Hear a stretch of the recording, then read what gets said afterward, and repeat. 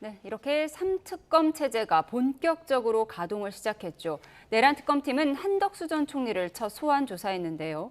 유상임, 안덕근 장관 등 국무위원들도 줄 소환했습니다. 네, 이 시간 조기현 더불어민주당 법률위 부위원장, 윤기찬 국민의힘 법률위 부위원장과 함께 특검 수사 상황, 또 대통령 취임 한 달 기자회견 등에 대해서 집중 분석해 보겠습니다. 두 분 어서 오십시오. 어서 오세요. 네, 내란 특검팀이 윤석열 정부 국무위원들과 윤 전 대통령 측근들을 줄 소환하고 있습니다. 네, 한덕수 전 총리 어제 특검 출석 14시간여 만에 귀가를 했는데 화면으로 함께 보시겠습니다.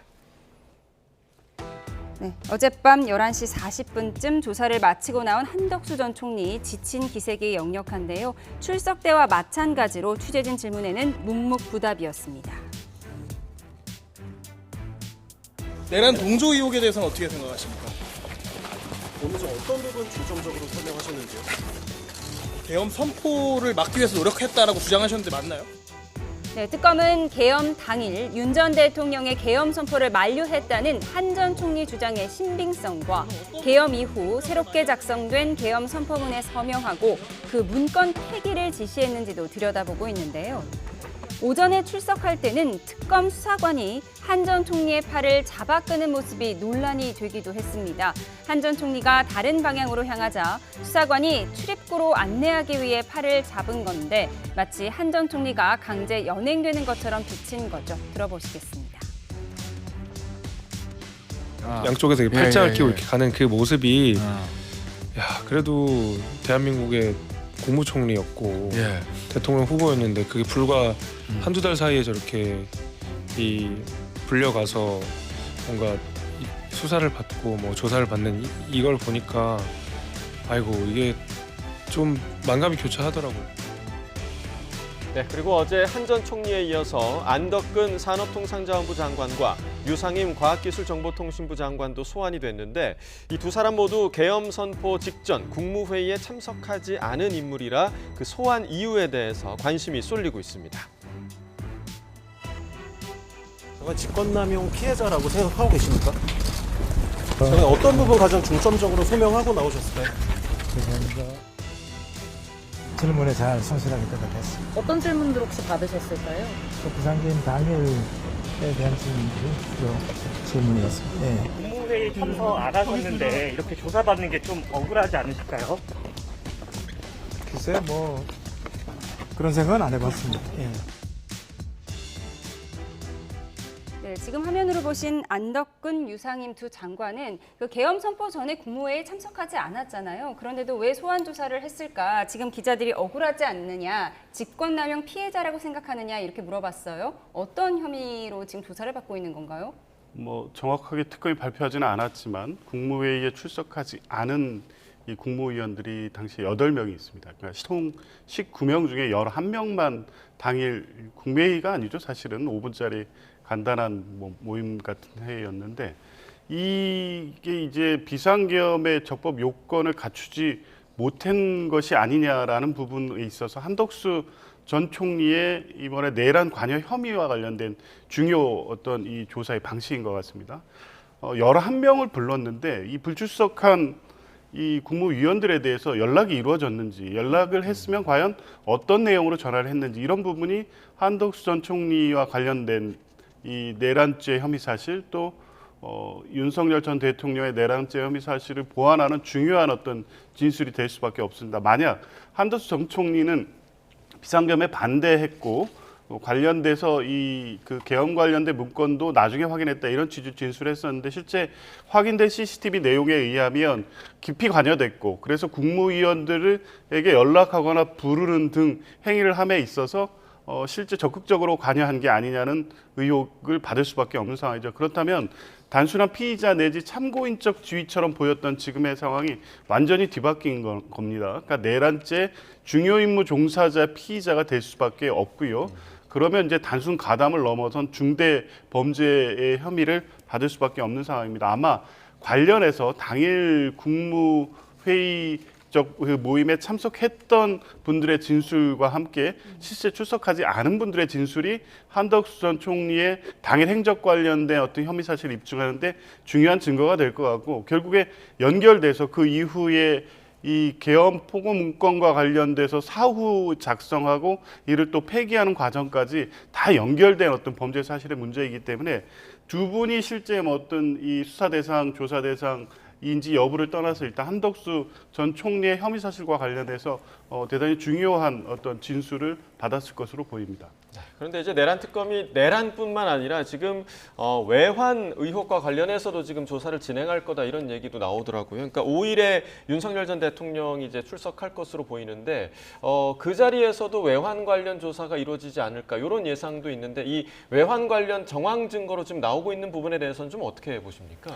그러니까 특검이 아마 윤석열 전 대통령에 대해서는 외환 부분에 타겟팅을 하는 것 같고요. 근데 외환 부분은 쉽게 입증될 수가 없어요. 어차피 대통령이 군 통수권자이기 때문에 군사상의 모든 명령의 최종 명령권자는 대통령입니다. 그러니까 대통령이 해당 명령을 내렸다, 알았다라는 그 사실만 갖고 외환을 유치했다 이렇게 보기엔 거의 불가능합니다. 그러니까 중간에 예를 들면 김용현 전 장관이나 원래 대통령으로부터 명령을 받은 사람이 내가 이런 명령을 내리는 목적이 이거다. 사실은 이제 국가의 긴장 관계를 조성해서 계엄의 정당성을 확보해야 돼.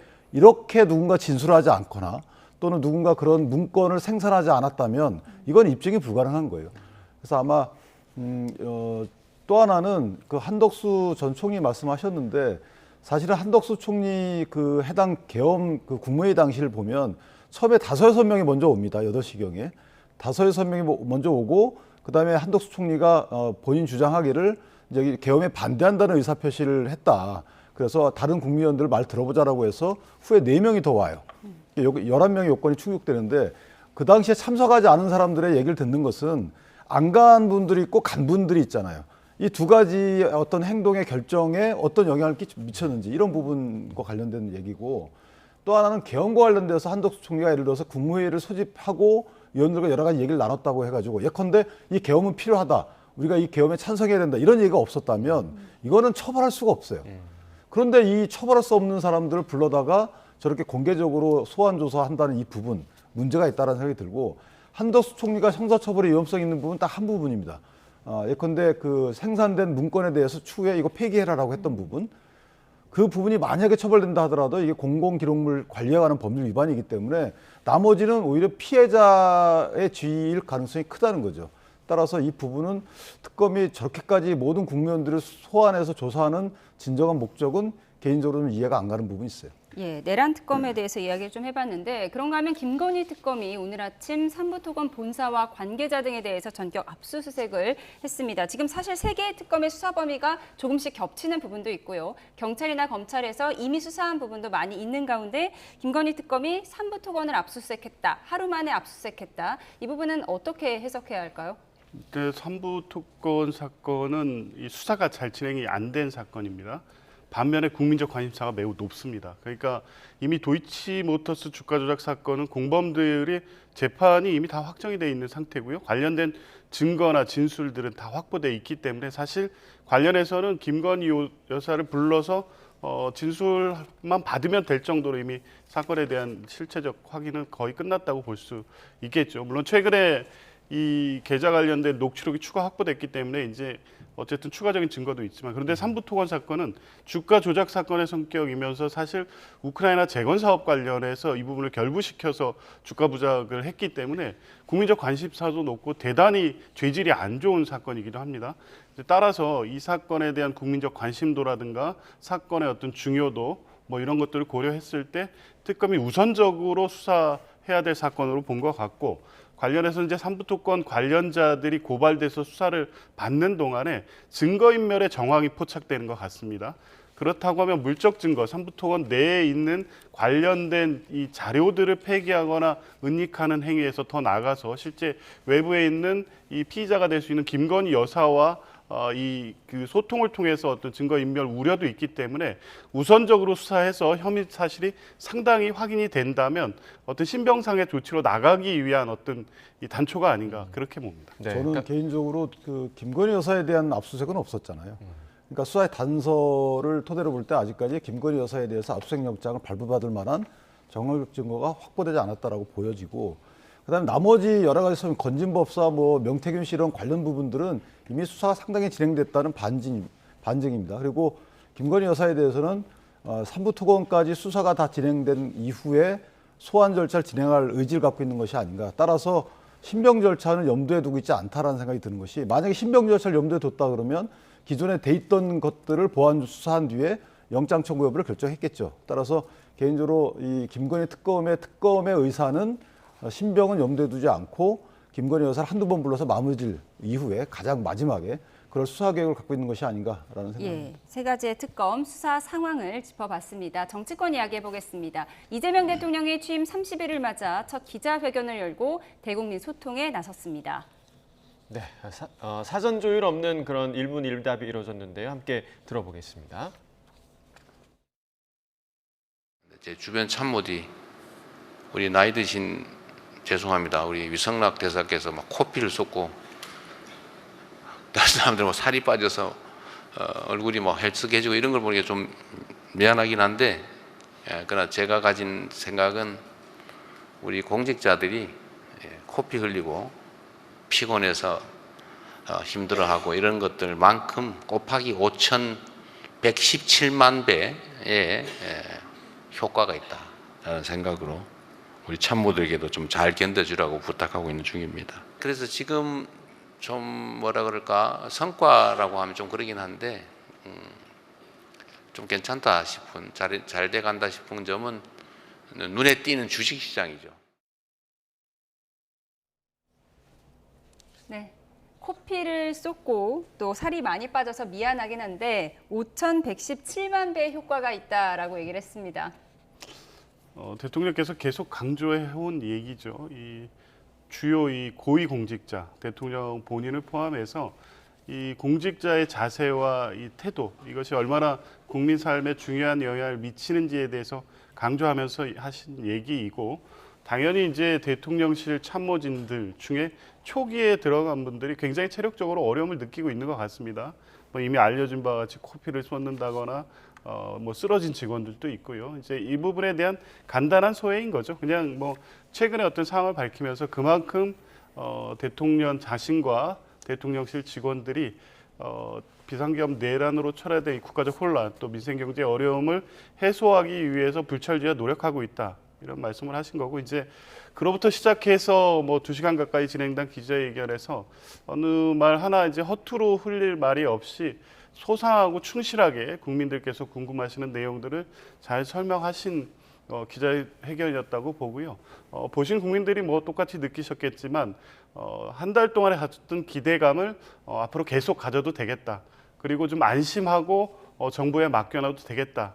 이런 이 감정이 들 정도로 대통령이 생각하고 있는 바, 그리고 구상하고 있는 내용, 그리고 대통령과 대통령실 참모진들의 기본적인 자세, 그리고 공무원들에게 주문하고 있는 내용, 이런 부분들의 진심이 국민들에게 잘 전달된 기자회견이었다고 봅니다. 네, 오늘 기자회견과 관련해서는 이제 보신 것처럼 여야의 상반된 평가가 나오기도 했는데, 윤 부위원장께서는 오늘 어떤 점에 좀 주목해서 들으셨습니까? 뭐 앞으로 성과를 말씀 주시는데, 사실 주식시장이라는 게 30일 만에 그렇게 움직여지나요? 그건 아니고, 주식시장은 사실 기업의 가치평가가 제고되거나 또는 저 기업이 활동할 수 있는 토대, 제도적 토대가 많이 바뀌거나, 상법도 오늘 통과된 거잖아요.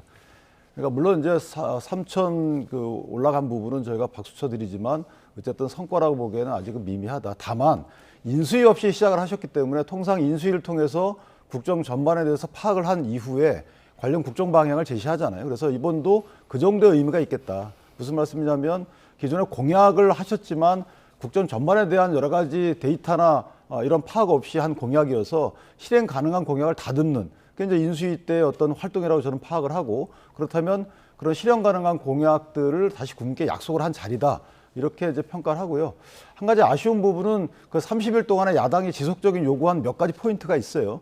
근데 그 포인트에 대해서 명확한 답을 주시지 않고 협치, 뭐 통합 이런 말씀을 주셨지만, 그것도 본인이 선택하는 협치, 통합 이런 말씀하셨다. 예컨대 봉합과 통합은 다르다, 이런 말씀하셨는데 이거 사실은 무슨 말인지 잘 모르겠어요.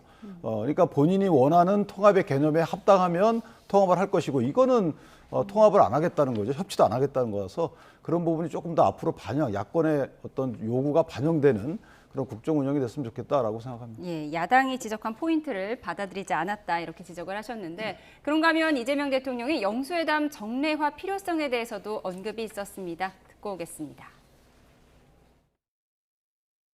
자주 만나뵐 생각이에요. 근데 영수회담을 정례화할 거냐 문제는 좀 고민을 해보겠습니다. 그게 이제 형식적으로 그럴 수도 있고 저는 필요하면 한다. 그리고 기본적으로 필요하다고 생각합니다. 그쪽에 일정을 맞춰서 필요할 때마다 만나면 되죠. 공식 비공개 모임 이런 건 대화 내용을 좀 보안을 지켜주는 게 좋지요. 말하기 무섭죠. 녹음당하지 않을까. 실제 그렇습니다. 참 공식 비공개 모임 같은 경우는 이렇게 좀 만나는 건 공식적으로 만나지만 이렇게 좀 드러내지 않고 할 얘기를 다 하자. 마음속에 있는 얘기.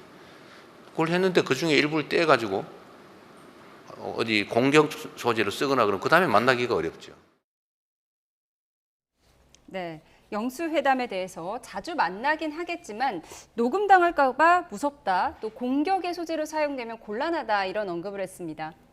그러니까 얼마 전에 있었던 그 오천해동에서 있었던 해프닝을 가지고 얘기하시는 것 같습니다.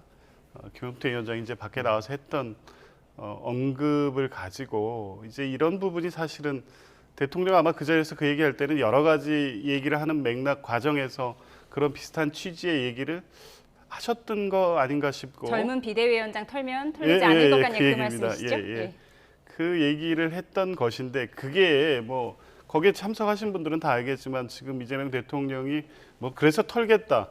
정치 보복으로 그런 식으로 야권을 관리할 수도 있으니 조심해라 이렇게 말씀하셨겠습니까?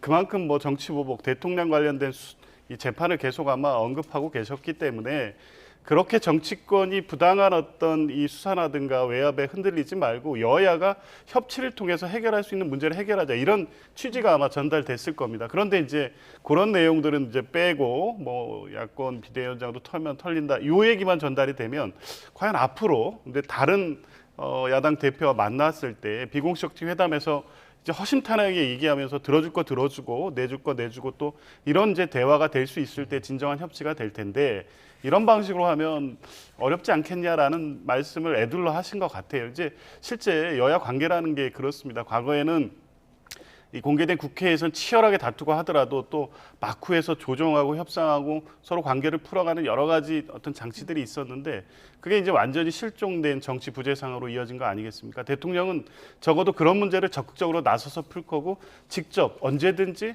얼마든지 대화하겠다는 의지를 분명히 하고 있는데 이제 그 전제 조건으로서 그 신뢰의 틀이 깨지면 안 된다는 말씀을 강조하신 것 같습니다. 네, 신뢰라는 조건을 제시를 했고 오늘 그리고 이제 기자회견 후에 비교섭단체 야5당 그 지도부와도 오찬을 했었거든요. 그러니까 이런 일련의 상황들, 그러니까 한 달 동안 지금 한 3번 정도 그래도 야당과의 만남을 가지긴 했는데 이 흐름에 대해서는 좀 어떻게 보시나요? 만나면 좋죠.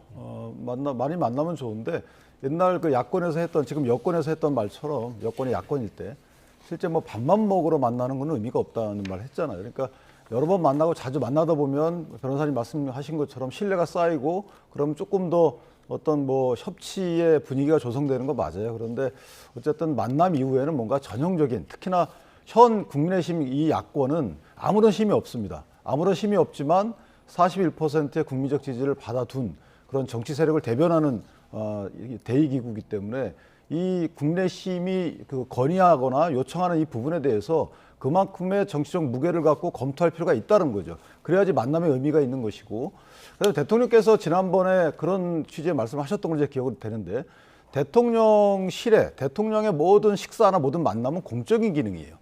공적인 기능이기 때문에 이게 상대 정치 세력의 특성이 혹시나 녹음할까 두려워서 또는 나랑 농삼아 대화한 내용이 저렇게 진지하게 바깥에 흘러나가서 오해받는 게 싫어서 그 미팅을 안 하겠다. 이것 또한 공적인 어떤 마인드가 아닌 거죠. 그래서 이전에 야권일 때 대통령께서 가졌던 정치권 내지 대통령의 기능에 대한 이 마인드를 되살리셔서 만나셔야죠. 만나시고 지금 저기 보면 필요할 때 만난다, 뭐 정례하지 않겠다라는 것은 내가 필요할 때 만난다라는 것을 오해 소지가 있기 때문에 사실 필요성은 야권이 훨씬 더 많이 갖습니다. 현 시국에서도 그렇고 그러니까 야권이 필요할 때 만나 주시고 또 야권이 제안하는 여러 가지 대화에 대해서 들어보시고 그다음에 그게 실현 가능하고 합당한지 민주당과 또 협의해 보시고 그다음에 답을 주셔야 되는 겁니다. 네. 아무런 답이 없으면 안 된다는 거죠. 예, 야권이 필요할 때 만나달라 이렇게 요청하셨습니다. 그런가 하면 요즘 이진숙 방통위원장 여당의 눈엣 가시로 보는 것 같은데요. 어제는 이런 말이 나왔습니다. 들어보시죠.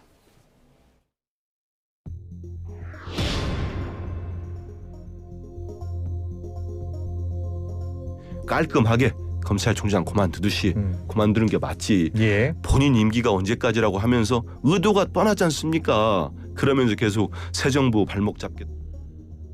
어불성설이고 매우 불쾌합니다. 끝까지 임기를 지키고 싶다면 적어도 송미령 농림부 장관처럼 새 정부의 국정 철학에 동의하고 전향적인 모습을 보여줘야 하지 않겠습니까?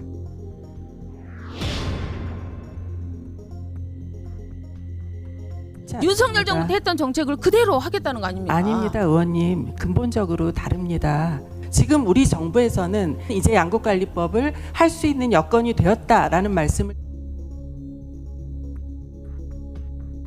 네, 전현희 의원. 네, 임기를 채우고 싶으면 이진숙 위원장도 송미령 장관처럼 해라 이런 뼈 있는 말을 했습니다. 사실 임기가 보장된 국무위원에 대한 거취 이거 어떻게 해야 하는 건가요? 그런 태도를 요구하는 건데 사실 이준숙 위원장은 그럴 가능성은 없어 보이긴 합니다. 그러니까 눈의 가시처럼 여권에 보인다 이렇게 거기서 말씀하셨는데 저는 이게 여권에 또 대통령에게 그렇게 보여지는 게 아니라 실제 그걸 의도하는 것 같습니다. 지금의 야권 보수의 여전사로서 민주당과 현 정부를 날카롭게 찌르고 있다. 지금 이 만족감을 느끼고 있는 것 같아요. 결국 이것을 통해서 본인의 정치를 할 의도가 있는 것이지 실제 방송통신위원회를 정상적으로 운영해서 방송통신의 중립성과 공정성을 확보하는 역할을 한번 제대로 하겠다. 이런 의지의 표명이 전혀 아닌 겁니다. 그러니까 이 정부 이재명 대통령의 인사 스타일을 봤지만 실용적이고 유연하고 언제든지 열려 있습니다. 대화를 통해서 본인이 느꼈던 방송통신위원회의 현재의 문제 그리고 방송통신의 중립성을 위해서 나는 이렇게 생각한다는 걸 가지고 대통령과 충분히 대화하고 토의하고 그럼으로써 자기의 어떤 소신과 입장을 호소할 수도 있었을 텐데 자리 내놔라, 임기 보장하라 이런 얘기를 하고 있습니다. 그리고 이 상식적으로 정상적이지 않는 어떤 발언과 행포를 계속하고 있기 때문에 비슷한 처지라고 하지만 전혀 다른 전현희 위원장으로서는 그야말로 눈에 가시같이 보일 수밖에 없고 그것을 본인과 비교하면서 이게 본인의 처지를 주장하는 이런 게 전혀 이제 받아들일 수 없는 거겠죠. 민주당 방송통신위원들이 주로 주장을 하는데 이준숙 위원장은 깔끔하게 자리를 내려놓는 게 맞다고 봅니다. 네, 이 얘기를 그 한민수 의원도 했거든요. 앞으로 좀 거취 좀 어떻게 예상하십니까? 아니 그래서 민주당 속마음은 알겠어요. 그런데 저렇게 노골적으로 저런 얘기 예전 같은 포장해서 하거나 돌려서 얘기하는 이제 그런 노력도 안 합니다. 방송통신위원회 지금 이진숙 위원장이 대통령께 요구한 게 뭐죠? 첫 번째 어쨌든 민주당의 설전을 벌인 이유는 방송사법 필요 없다예요. 이게 뭐 잘못됐나요? 사실은 방통위원장으로서의 입장을 계속 견지해 오고 있는 겁니다. 그리고 합의제 기관이기 때문에 방송통신위원장의 말은 하나의 본인의 그 5분의 1 지분뿐이 안 되는 거예요. 그러면 원래 국회 목신 3명 임명해가지고 그 합의제 기관에서 다수의 우위를 점한 뒤에 해결하면 될 거 아니겠어요? 근데 왜 본인의 소신에 대해서 이렇게 비판적인 비난을 가하는지 모르겠고, 두 번째는 대통령께 언론 대통령복 방송통신위원회 한 명 임명해 주십시오라는 겁니다. 그때 대통령께서 그러면 1대1 고착화하기 때문에 갈등 구도라서 해결이 안 된다. 이게 왜 잘못됐나요? 저는 민주당에서 비난하는 이유를 모르겠고, 두 번째는 방송통신위원회 이진숙 위원장에 대해서 헌재에서는 그 역대 행위에 대해서 합헌이라고 결정했잖아요. 탄핵에 대해 기각을 했단 말이죠. 이게 어디에 뭐가 잘못이 있나요? 오히려 민주당이 그간의 방송통신위원장 3번에 대해서 탄핵 시도를 했던 부분이 잘못입니까? 아니면 그 탄핵 시도에 불구하고 정치적 탄압을 넘어서서 지금까지 견디고 있는 이준숙 방통위원장이 잘못입니까? 이해가 안 되네요. 네, 1대1 대치가 일어났을 때 어떻게 할 것인가 이 부분에 대해서 이진숙 위원장이 아름다운 합의를 이끌어낼 것이다 이렇게 얘기를 했다고 본인의 SNS에 기재했다고 합니다. 이 소식까지 전해드리겠습니다. 네, 지금까지 조기현 민주당 법률위 부위원장, 윤기찬 국내인 법률위 부위원장과 함께했습니다. 고맙습니다.